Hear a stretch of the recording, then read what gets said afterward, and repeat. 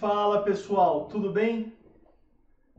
Hoje é dia 11 de março de 2020 e não para de se falar em volatilidade. A volatilidade está intensa, a volatilidade está alta, a volatilidade isso, a volatilidade aquilo. Aí tem gente que fala, vol é vida, vol é uma desgraça, enfim. O que é essa tal da volatilidade, né? Fiz aqui no quadro um leve resumo para a gente poder se guiar nos estudos. Então vamos lá. O que é a volatilidade? O conceito de volatilidade é a dispersão, ou seja, a perda ou a variação, uma oscilação, uma dispersão, realmente, imagina uma água em ebulição, né? Uma dispersão do retorno que acontece em um determinado período. Como assim? Vamos lá. Pensa aqui comigo, fazer um gráficozinho bem feinho aqui, olha. Pensa aqui comigo nesse gráficozinho. Imagina o seguinte, eu compro um ativo, ele está valendo aqui embaixo um determinado valor. O que eu desejo? Eu desejo que esse ativo suba e eu venda ele neste determinado valor aqui em cima e que eu ganhe dinheiro com isso. E se as ações têm bons fundamentos, geralmente é isso que acontece. Geralmente elas valorizam realmente e a gente tem lucro e tudo mais. Mas o que é a volatilidade? A volatilidade é o seguinte, isso aqui não anda em linha reta. Porque no momento que eu acho que é para comprar, tem gente que acha que é para vender. No momento que eu acho que é para vender, tem gente que acha que é para comprar. E em momentos de dúvida, coronavírus, guerra do petróleo, enfim, crises, acordo Estados Unidos com China, as pessoas ficam mais propensas a tomar decisões erradas. Então o que começa a acontecer? Em vez de ir numa linha reta no meu alvo e eu ganhar dinheiro, ela sobe um pouco, aí ela cai, aí ela sobe mais um pouco, aí ela cai, aí ela sobe, fazendo este movimento de balanço. Então, se eu traçar uma média entre o meu ponto de entrada e o meu ponto de saída, eu tenho sim uma linha reta, legal, entre a minha entrada e a minha saída. Meu lucro foi, abre aspas, linear. Só que, ao longo do tempo, enquanto foram passando os períodos, os dias, as semanas, os minutos, enfim, ao longo do tempo do meu objetivo, o preço foi variando. Uma hora ele subiu, outra hora ele caiu, aí ele subiu pra caramba, aí ele caiu, aí ele subiu de novo. Essa oscilação aqui é a volatilidade. Isso que é a volatilidade. E aí, a pergunta que muitos fazem, como que isso afeta quem é trader? Como que isso afeta o day trade? Como que isso afeta o investidor? Como que isso afeta, né, o dia a dia de uma pessoa que opera na Bolsa de Valores? A primeira coisa que afeta é que quanto mais intensa a volatilidade, ou seja, quanto maior esta oscilação entre um topo e um fundo, quanto maior esta oscilação, maior a distância entre o topo e o fundo em um menor período de tempo, fica maior o risco. Então nós temos mais risco. Tendo mais risco, o que isso afeta na vida, por exemplo, do day trader? O stop, eu já saio da frente, o stop fica maior. O stop fica maior. Se o stop fica maior, eu tenho mais risco. Se eu tenho mais risco, eu tenho também mais drawdown.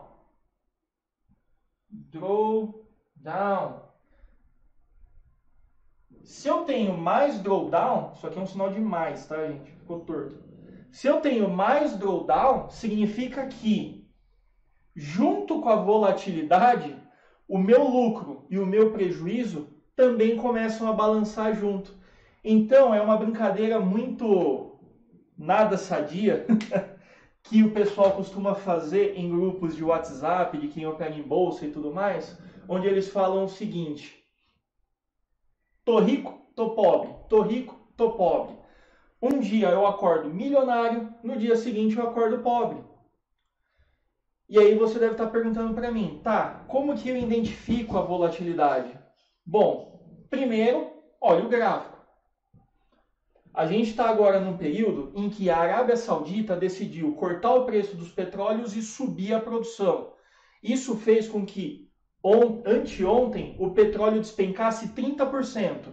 Então pensa comigo, foi uma queda de 30%. Uma queda de 30%. No dia seguinte falou, a gente talvez consiga ter um acordo entre Arábia Saudita e Rússia. Aí ele subiu em um único dia 8%. Subiu 8%. Aí agora falaram que a Rússia e a Arábia Saudita não estão se falando de novo. Já voltou a cair. Sendo que, em períodos de paz, vamos dizer assim, a volatilidade média entre o petróleo é de 1 a 2%. Então, se num dia normal varia de 1 a 2%, um dia que pulou 30 e no outro que pulou 8, a gente tem um pico de volatilidade. Entendeu? Para facilitar, eu separei duas coisinhas que ajudam muito a gente. A primeira, tem um indicador americano chamado VIX. Quanto mais volatilidade, mais alto esse indicador fica. E por isso ele foi apelidado como indicador do medo. Afinal, a volatilidade só aumenta quando as pessoas começam a ter medo. Eu estou com medo do coronavírus, eu estou com medo de uma guerra. Imaginou uma guerra entre Rússia e Arábia Saudita? Nossa, não dá nem para saber o que vai acontecer. Isso dá medo. Por enquanto a guerra é só comercial, graças a Deus. Não precisa derrubar tudo aqui. Por enquanto a guerra é só comercial, ainda bem, tá tudo bem, vamos só brigar no bolso. Mas e se isso escalar para uma guerra física? Isso gera medo. Gerou medo, a volatilidade sobe. Entendeu? Bom, vamos olhar graficamente isso que vai ficar muito mais fácil para compreender, tá bom? Aqui, pessoal, estamos com o Ibovespa em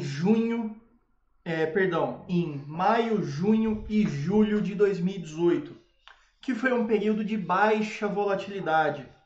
Observa aqui comigo que o ativo desceu sem muito balanço, subiu sem muito balanço, desceu de novo sem muito balanço e subiu quase que em linha reta. Isso aqui é baixa volatilidade. Veja que não há muita oscilação. Houve um pivô de baixa nesse período, mas ainda assim um pivô muito decidido, né? Ele subiu e já imediatamente desceu. Ele não ficou balançando, ele não ficou oscilando, ele não ficou gerando bagunça, né? Então a volatilidade aqui foi relativamente curta. Isso é fácil da gente saber, porque se a gente traça uma linha de suporte aqui embaixo, uma linha de tendência de alta, a gente vê que ela fica pequenininha, o canal fica estreito, né? Aqui também, olha, uma linha de tendência de baixa e fazendo o canalzinho aqui, ele fica relativamente estreito. Aqui o canal foi um pouquinho maior, se observar, né? Se a gente observar com calma, o canal aqui foi um pouquinho maior do que aqui. Então, em tese, neste período aqui de alta, a volatilidade foi menor, tá bom? Agora, como que foi o VIX nessa época? Eu já até deixei pronta a tela aqui. Entre maio, junho e julho, o VIX ficou entre 11,60 e entre 18 e 14. Então, o VIX ficou, vamos anotar aqui no bloco de notas. Aqui, entre maio de 2018 e julho de 2018, VIX ficou entre, vamos olhar de novo, 11,70 e 18, vamos falar, e 18. Bom, então neste período de baixa volatilidade, o VIX ficou entre 11,70 e 18. Deixa eu só fazer um parênteses aqui. Presta atenção. O VIX é um indicador americano que mede a oscilação projetada, prevista para os próximos 30 dias, ou seja, não é a de hoje, é uma ideia futura de volatilidade entre as ações, entre os ativos do índice S&P 500 lá dos Estados Unidos. Não mede o Ibovespa, só que o VIX é o único indicador do mundo que mede volatilidade. Como a nossa bolsa segue muito a bolsa americana, então a gente pode sim usar o VIX como referência. Não tem problema, a gente pode usar o VIX como referência.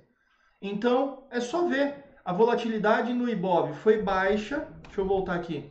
A volatilidade no Ibov foi baixa e o VIX também teve uma volatilidade baixa. Outra coisa que a gente pode olhar é o tamanho dos candles. Então, vamos ver aqui. Este candle foi de 3,37%, o outro de menos de 1%, o outro de 1%. Vocês devem estar perguntando onde que eu estou vendo isso. Aqui em cima, ó, neste cantinho. Ó, mais 1%, 2%, menos de 1%, 1% de novo. Uma alteração de 1%. Aí teve um dia que foi um pouquinho maior, 3%. Aí lá para frente, 2%, de novo, 1,30, mais para frente, 1,90, quase 2, 1,50, 1,30. Ou seja, uma oscilação média aí entre o quê? 0,6% e 3%. Pequena oscilação. Isso foi um período de baixa volatilidade. Agora vamos comparar com um período de alta volatilidade, que está sendo hoje. Vamos lá. Olha como já muda tudo. Primeiro a gente tem um cenário aqui em que havia um teto e um pisozinho aqui, uma micro consolidação, que se você olhar com calma já era um prenúncio de tendência de baixa, né? Ele ficou micro consolidado para romper para baixo. E aí vamos começar a ver. Olha, de novo, 1%, 2,5%, 0,8%, a volatilidade baixa, né? Aqui em cima, 1,58%, de repente, 7%, 2,59%, 1,15%, beleza. 2,3%, 1%, 1%, aí depois, 4,65%, dia seguinte, 4,14%, aí a volatilidade explodiu, 12,17% de baixa, no dia seguinte, 7,14% de alta, e até o momento, 2,58% de baixa. Ou seja, num determinado momento deu um pico. Vamos ver como que o índice VIX se comportou nesse mesmo período? Vamos lá. Olha a pancada que ele deu para cima. Então, conforme a volatilidade aumentou, ele rompeu com muita facilidade aquela região dos 18 que estava aqui embaixo e estourou para cima. A volatilidade hoje estava lá, ó, eu até anotei aqui, estava entre 11,70 e 18.